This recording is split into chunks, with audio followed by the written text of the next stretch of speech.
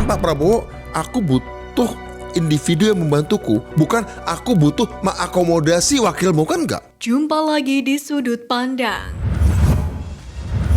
Pidato Megawati kritisi Jokowi, Istana menanggapi. Ketua Umum PDIP Megawati Soekarnoputri menyampaikan pidato saat acara Rakernas PDIP ke-5 di Ancol, Jakarta Utara dengan mengkritik sejumlah hal yang terjadi belakangan ini. Salah satunya, Ketum PDIP Megawati Soekarnoputri mempermasalahkan proses revisi Undang-Undang Mahkamah Konstitusi dan Undang-Undang Penyiaran saat berpidato dalam pembukaan Rakernas 5 PDIP di Ancol, Jakarta. Menanggapi hal ini, Koordinator Staf Khusus Presiden Ari Dwi Payana mengatakan Presiden Joko Widodo tidak dalam posisi menanggapi pidato Ketum PDIP. Menurutnya, pidato pada pembukaan Rakernas 5 PDIP pada Sabtu 24 Mei ditujukan untuk internal parpol. Megawati minta kader keluar zona nyaman. Ketua Umum PDIP Megawati Soekarnoputri memberi sinyal keras partainya akan berada di luar pemerintahan Prabowo Subianto. Megawati pun meminta kadernya untuk keluar dari zona nyaman. Ia juga menilai check and balances atau kekuatan penyeimbang merupakan suatu hal yang penting dalam negara demokrasi. Meski di sisi lain Megawati menilai berpolitik tetap memerlukan kekuasaan. Hanya saja, kata dia, yang membedakan adalah cara mendapatkannya. Dalam pidatonya, Megawati juga mengatakan PDIP adalah partai yang memiliki keteguhan dan keberanian. Mendengar pidato Megawati, ribuan kader pun bersorak. Namun begitu, Megawati menambahkan bahwa sistem politik Indonesia tak mengenal istilah oposisi, yang benar yakni berada di luar pemerintahan. Sementara itu, terkait sikap partainya ke depan, Megawati mengaku masih akan mendengarkan suara dan masukan dari para kader. Namun begitu, Megawati mengisyaratkan kadernya untuk keluar dari zona nyaman. Puan siap jadi PDIP 1.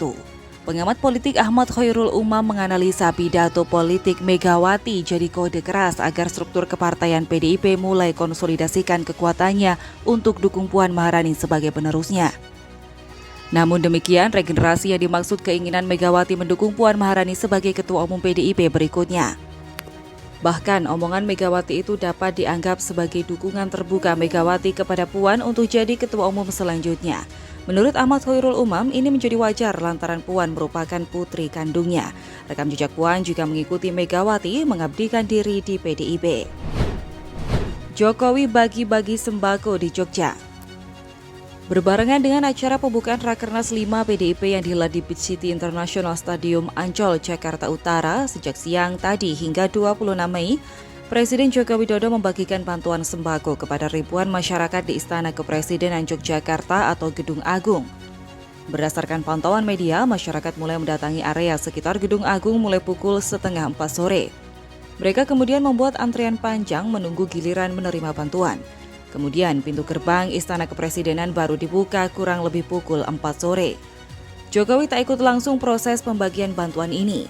Ia bersama cucunya Jan Etes Sri Narendra terlihat hanya memantau dari area pinggir taman. Sesekali sambil ngobrol dengan sang cucu, mantan wali kota Solo tersebut melambaikan tangan kepada masyarakat penerima bantuan yang menyapa dirinya sambil melempar senyum. Budiman Sujatmiko ungkap fakta makan bergizi gratis. Dewan Pakar Tim Kampanye Nasional atau TKN Budiman Sujatmiko menjelaskan makan bergizi gratis ditekankan pada sumber pangan sesuai panen di tiap wilayah sehingga anggaran makan siang gratis semula sekitar 400 triliun rupiah kini bisa dihemat separuhnya. Syaratnya, kata Budiman, program makan bergizi gratis mengutamakan produksi oleh masyarakat desa sekitar. Dengan begitu, tak butuh ongkos distribusi yang besar untuk pembagian makan gratis kepada siswa-siswa di sekolah. Selain itu, Budiman mengatakan program itu bakal mendongkrak produktivitas di desa-desa.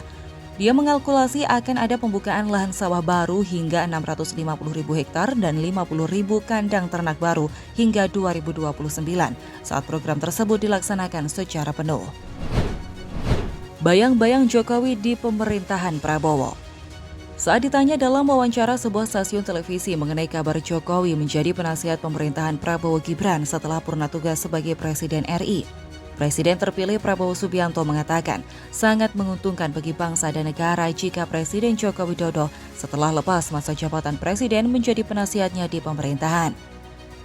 Ketum Partai Gerindra ini kemudian mencontohkan banyak negara yang juga menggunakan presiden atau pemimpin negara sebelumnya sebagai seorang penasihat pemerintahan. Sementara itu, pengamat politik sekaligus peneliti senior Surabaya Survey Center Surokim Abdusalam mendukung rencana Presiden terpilih Prabowo Subianto menempatkan Presiden Jokowi setelah purna tugas menjadi penasihat. Dengan demikian, Surokim mengatakan dunia internasional akan menaruh kepercayaan kepada pemerintah yang baru, sebab pembangunan dalam negeri yang berkelanjutan. Skenario melawan Gerindra di Pilkada Jakarta lewat Anies dan PDIP. Pengamat politik Universitas Al-Azhar Indonesia Ujang Komarudin menilai Partai Gerindra dan Presiden RI terpilih Prabowo Subianto memiliki kepentingan atau atensi dengan Jakarta sebagai salah satu daerah yang memiliki basis massa dan strategis. Namun demikian, Gerindra disebut sangat kecil kemungkinannya kembali mendukung Anies di Pilkada Jakarta 2024. Anies sendiri sebenarnya sudah memiliki modal yang sangat baik di Jakarta sebagai petahana, yakni popularitas, elektabilitas, isi tas, dan akseptabilitas atau penerimaan. Dalam hal ini, PKS telah mengusulkan nama Anies untuk menjadi cagup. Menariknya, DPD PDIP Pantas Nainggolan memperlihatkan sikap tidak menutup diri terhadap sosok Anies yang sudah memiliki pengalaman memimpin Jakarta selama 5 tahun. Namun demikian, Hasto Kristianto mengatakan pihak Anies Baswedan belum membangun komunikasi untuk meminta dukungan dalam Pilkada Jakarta 2024. Anies kena karma dilawan ko-kapten Timnas Amin di Pilkada Jakarta. Mantan ko-kapten Tim Nasional Anies Muhaimin Sudirman Said menyatakan siap maju sebagai calon gubernur dalam pemilihan kepala daerah DKI Jakarta 2024. Sudirman Said pun siap untuk bersaing dengan Anies Baswedan yang dulu didukungnya pada Pilpres 2024. Mantan Menteri ESDM ini mengatakan ada 3 alasan ia ingin menjadi orang nomor 1 di Jakarta. Pertama, Jakarta memasuki masa transisi dari ibu kota negara menjadi daerah khusus pusat perekonomian Indonesia. Sebab itu, dia tak ingin Jakarta kembali dijadikan batu loncatan karir politik seperti yang dilakukan oleh 2 periode belakangan oleh Gubernur DKI Jakarta Joko Widodo dan Anies Baswedan. Selain itu, Sudirman mengerti jika Jakarta dalam posisi transisi. Oleh sebab itu, ia menginginkan proses transisi berjalan mulus tanpa ada gangguan. Menurutnya, pemimpin yang dibutuhkan di masa transisi ini adalah Gubernur Jakarta yang bisa bekerja sama dengan pemerintah pusat. Alasan ketiga, masih banyak masyarakat Jakarta yang berada dalam kategori miskin.